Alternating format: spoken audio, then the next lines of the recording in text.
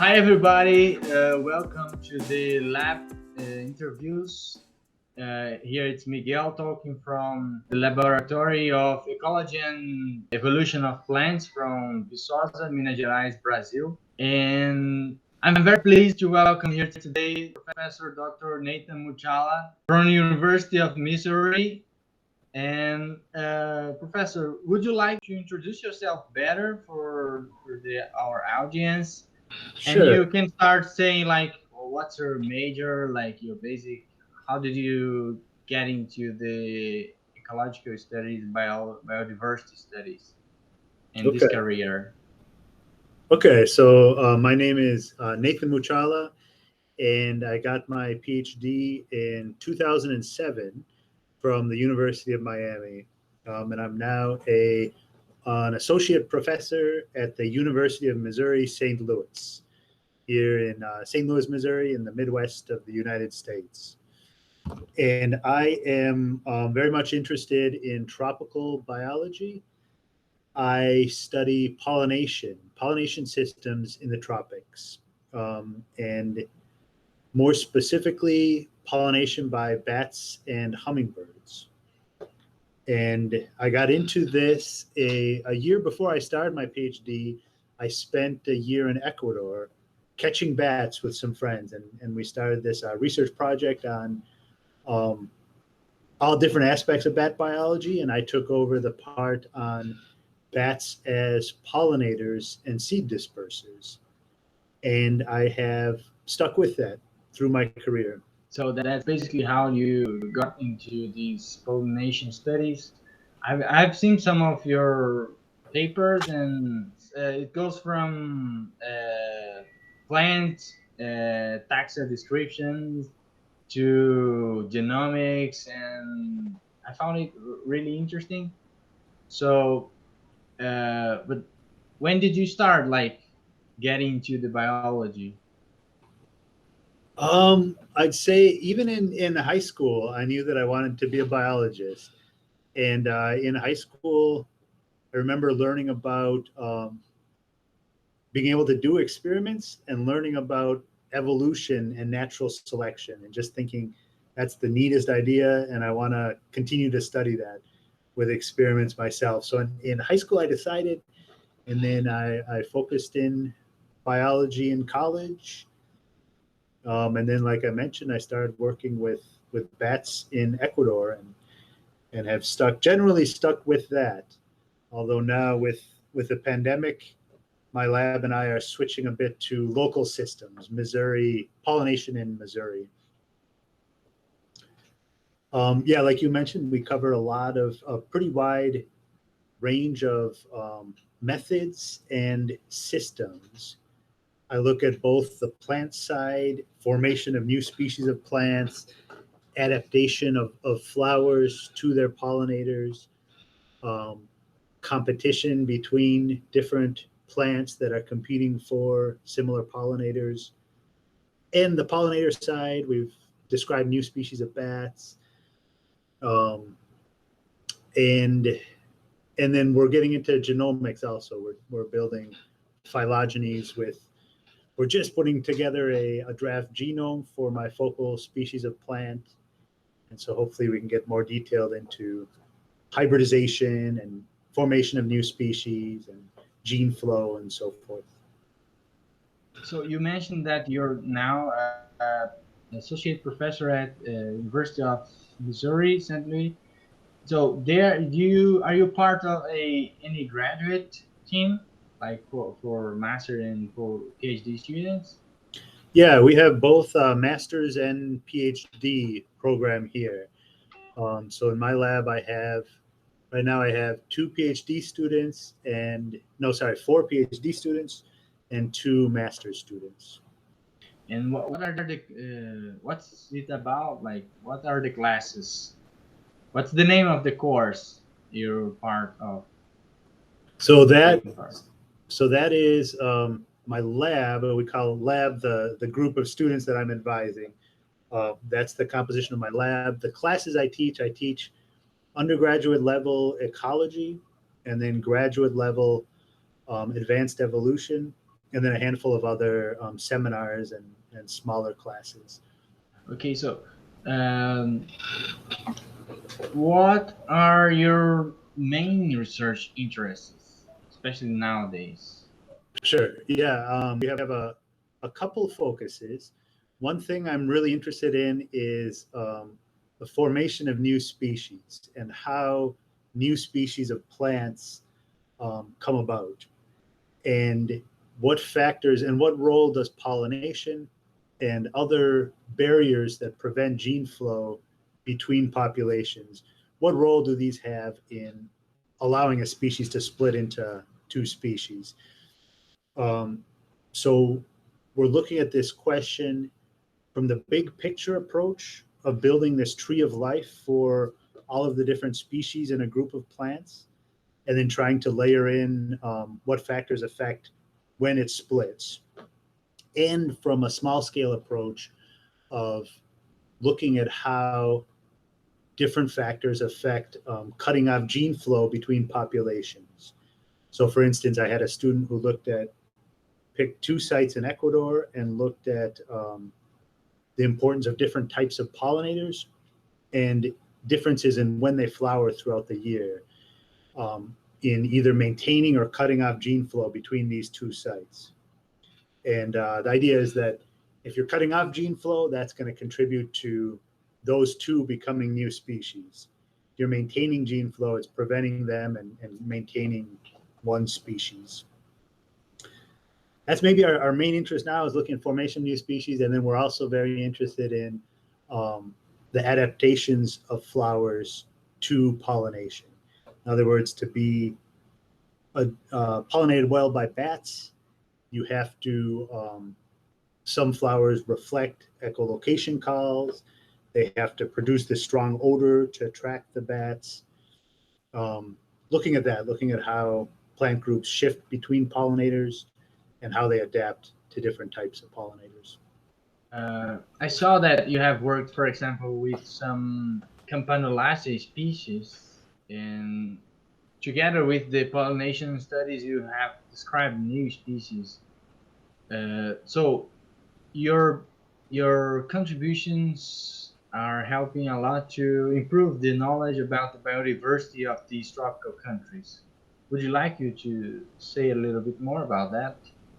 Sure, I consider that a really important part of our research in the lab. I don't think it's as well recognized as this sort of, bigger picture ecology and evolution studies that people do, but it's really important. You have to understand the natural history and just taxonomy of the organisms you're working on to be able to really study them better. And of course, that's the fundamental first step towards being able to preserve them. First, you just have to know what's there. So, yeah, we've been surprised by the number of new species that we've found. We found, like I mentioned, a couple new species of bats, and then many new species of plants in our studies so far. So if you just to sum up a little bit, what are the main contributions of these studies to the human society, and how does your work help human well-being in general? I think there's a value to preserving nature that it's tough to recognize until we're losing species and species are going extinct. But there's a value to just preserving nature for nature's sake. No human would want to live in a world of pure concrete without the ecosystem functioning properly. So I consider that maybe the main overarching contribution of our lab. We do basic biology as opposed to applied biology. So we're looking at describing new species, looking at how they interact, things that could be useful down the road for preserving these species. And I do have a few students who are more directly interested in conservation. So for instance, one student is looking at how pollinators interact with fragmentation. It's becoming more and more common that forests get split up into these smaller patches. At what point are those patches so small that there is no gene flow between them, that pollen is not being transferred between patches? And so she's looking at how, if something is bat pollinated, can they be further apart and bats are still connecting gene flow? How does it differ based on different pollinators? And again, that's going to help in the long run with conservation and with protecting species. In your opinion, what is the most priority among the studies with biodiversity and this connection with human society and well-being? What's the biggest priority nowadays? I think one thing that's crucial that I've been impressed so far with what I know of Brazil, that you guys are doing a good job of preserving this, is again taxonomy and systematics. And this is sort of slowly going out of favor in other parts of the world where, more people are doing all of their biology studies just from a laptop and looking up genetic data. I think that's a crucial first step that's still badly needed in many countries, is just knowing what's out there. So yeah, I hope that Brazil doesn't go the way of other countries and stop funding as much these sort of taxonomy studies and people associated with museums and describing new species. Okay, so do you know if there is any ecosystem in Brazil, Latin America, or in other parts of the world that are neglected nowadays? Now, like they don't have enough attention, they haven't been studied enough. Any neglected ecosystem you would like to mention? Sure, yeah. Unfortunately, I don't know as much as I would like to yet about Brazilian ecosystems. I was supposed to be on sabbatical in Brazil this year, but because of pandemic conditions, it hasn't happened. Hopefully next year, we'll see at some point. So most of my experience is in cloud forests, and those are very much threatened habitats and really understudied so far. I've been amazed by how much we know a lot about pollination systems in North America, in North American forests, in the Great Plains, in tropical rainforests. Much less is known in cloud forests, and it's worrisome because they're also being destroyed quickly. There aren't many cloud forests left in the world, and I do most of my work in Ecuador, and every time I go back, the patches that I know of are getting smaller and smaller, and there's more cloud forests being destroyed. And just to make sure, like everybody understands, but because I'm not sure that everybody has ever heard about this, but what are cloud forests? And in the climate change perspective, are they even more threatened Yeah, now? yeah, I should have mentioned that too. So cloud forests are a special type of habitat that's between about 1,500 to 2,500 meters above sea level. So they're on the slopes of mountains, particularly the Andes, and they are marked by cloud cover almost year round. That's where there's low hanging clouds that are completely covering the forest. So they do get rain, but not as heavy rainfall as rainforests. And that is another concern with global warming, is that not just are humans destroying patches of forest, but global warming is really changing cloudiness in these forests. And that's another thing I've noticed through the years. It used to be just very rare to get sunlight just in like the first few hours of the day. Now it's more and more common to be working in the cloud forest and you have a day that's sunny all day long. So that's concerning too. And it's worrisome that maybe in some sense it's too late and we've fundamentally changed the atmosphere too much for some of these forest types. Yeah, that's a little bit sad, but as you mentioned,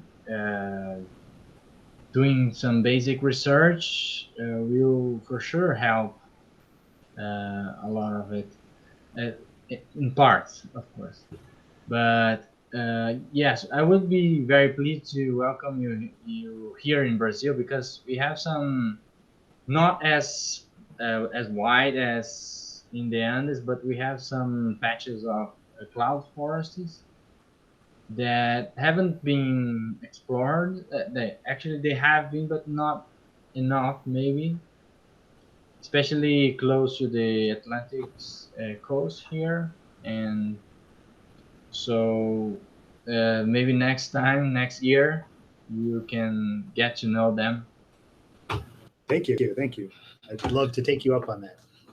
And in conclusion, Nathan, would you like to give any recommendation to young researchers, students that are interested about the pollination and pollination systems and these kind of forests or ecology in general, or you have any like content that you would recommend, books, readings, or any final message? It's up to you. Yeah, I would say choose something that you love to do and get excited about it, and get excited about both big picture questions, evolution and interactions between species, and get excited about the specifics of your organism. And that ties back into, get out there and observe and work in the field and do natural history first. And I think that's where us as biologists make some of the most exciting discoveries, is just sort of by accident, getting out there and seeing how things work and trying to figure things out, and also be thinking about these bigger questions at the same time. Yeah, let's wait for this pandemic time to get over so we can get out there again. So that's it for now, Nathan. I'm very happy to have you here and to have heard from your experiences. And anything else? Okay. Thank you very much for the invitation. Thank you very much, Nathan. See you next time. Bye bye.